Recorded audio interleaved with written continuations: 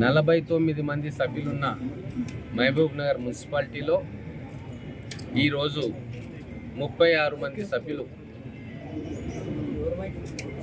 కోరంతో కూర్చొని చైర్మన్ పైన vice chairman పైన అవిశ్వాస తీర్మానం ప్రవేశపెట్టి అది నెగ్గడం జరిగింది. దీనికి ఒక చరిత్ర ఉంది. ఎందుకు మేము చైర్మన్ పైన వైస్ చైర్మన్ పైన అవిశ్వాస తీర్మానం పెట్టినము అని చెప్పాల్సిన బాధ్యత మా అందరి మీద కూడా ఉంది.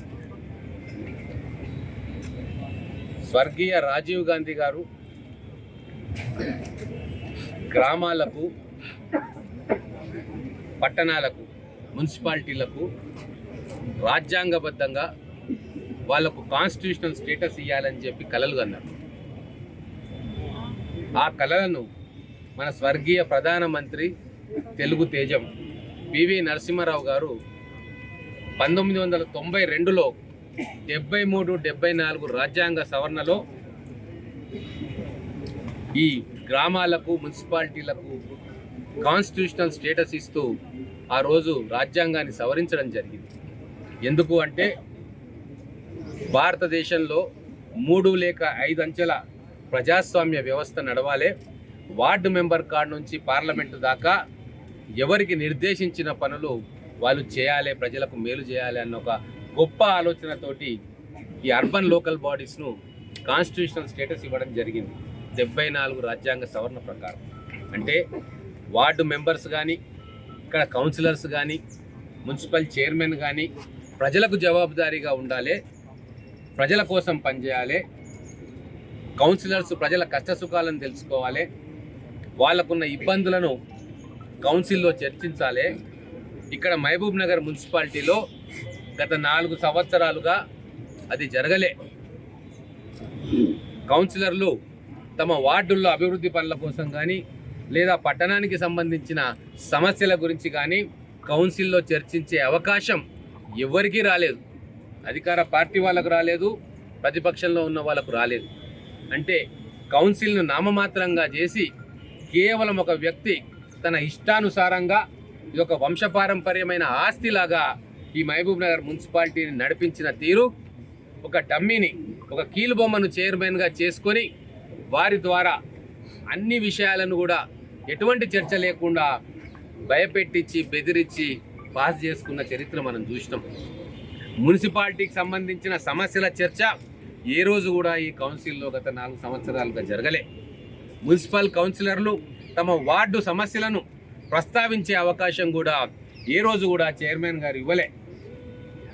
ఇక్కడ ఉన్న మాజీ మంత్రి గారు కూడా పూర్తి నిరంకుశ ధోరణితోటి ప్రజాస్వామ్య స్ఫూర్తిని దెబ్బతీసినందుకు, కౌన్సిలర్ల ఆత్మగౌరవాన్ని దెబ్బతీసినందుకు, ప్రజా సమస్యలను కౌన్సిల్లో చర్చ లేకుండా చేసినందుకు, అలాగే అధికార దుర్వినియోగానికి పాల్పడ్డందుకు, మున్సిపాలిటీకి చెందిన కోట్ల రూపాయలను పనికిరాని ప్రాజెక్టులకు డైవర్ట్ చేసి ప్రజల సొమ్మును దుబారా చేసినందుకు, మున్సిపాలిటీ బయట కూడా మున్సిపాలిటీకి సంబంధించిన డబ్బును తీసుకుపోయి ఖర్చు పెట్టినందుకు, వీటన్నిటిని కూడా చూసి ఇక చాలు, మేము భరించలేము అని చెప్పి అన్ని పార్టీల కౌన్సిలర్లు నిర్ణయం తీసుకున్నారు. ఇక మాకు ఈ చైర్మన్ వద్దు, ఈ వైస్ చైర్మన్ వద్దు, గతంలో ఉన్న ఎమ్మెల్యేకు, మాజీ మంత్రి గారికి తొత్తులుగా పనిచేసి ప్రజాస్వామ్యాన్ని కూని చేసి మాకు ఆత్మగౌరవం లేకుండా చేసిన వీళ్ళను ఖచ్చితంగా గద్దె దింపుతామని చెప్పి నిర్ణయం తీసుకొని అవిశ్వాస తీర్మానానికి నోటీసులు ఇవ్వడం జరిగింది. ఇది స్థూలంగా ఎందుకు కౌన్సిలర్లందరూ పార్టీలకు అతీతంగా ఈరోజు అవిశ్వాస తీర్మానం ఇచ్చిండ్రు అనేది మహబూబ్ నగర్ని మున్సిపాలిటీ ప్రజలకు తెలియాల్సిన అవసరం ఉంది. దాన్ని మళ్ళా రంగుపూసి ఎవరో డబ్బులు ఇస్తున్నట్టు, ఎవరో కొనుక్కున్నట్టు కౌన్సిలర్ల ఆత్మగౌరవాన్ని కించపరిచే ప్రయత్నం చేసిండు.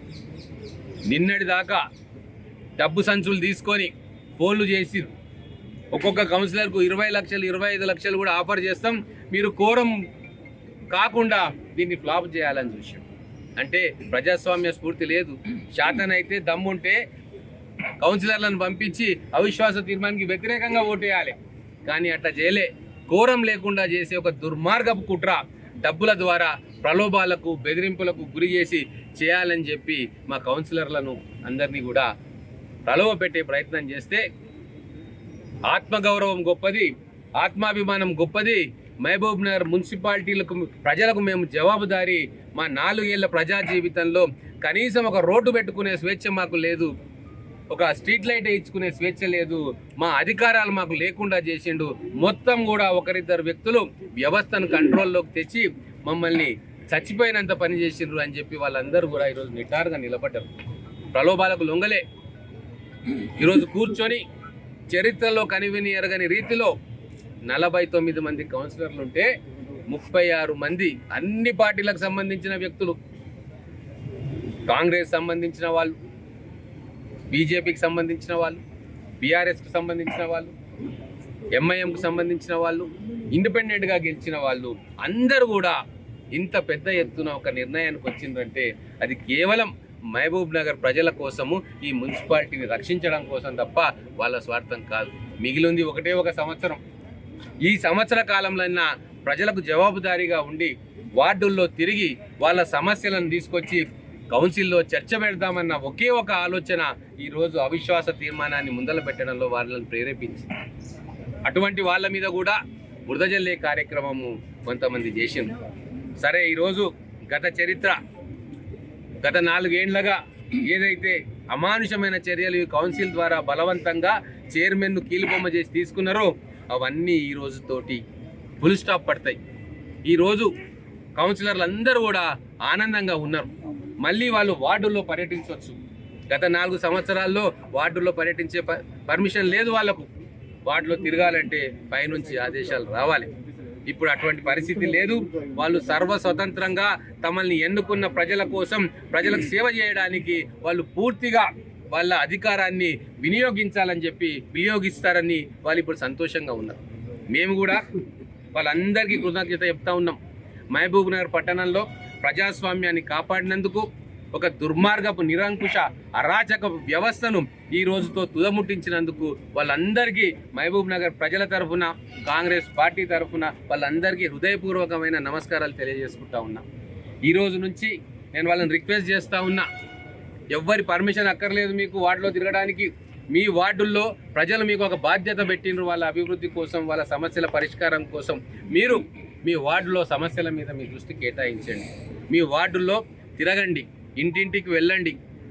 మీ రోడ్లు బాగున్నాయా, డ్రైన్స్ బాగున్నాయా, ఎక్కడ ఎటువంటి అభివృద్ధి పనులు జరగాలి, ఇవన్నీ కూడా ఈ సంవత్సర కాలంలో మీరు దృష్టి పెట్టి మంచి పేరు తెచ్చుకోవాలని చెప్పి మహబూబ్ నగర్ పట్టణ ప్రజలకు ఒక రిలీఫ్ ఇవ్వాలి.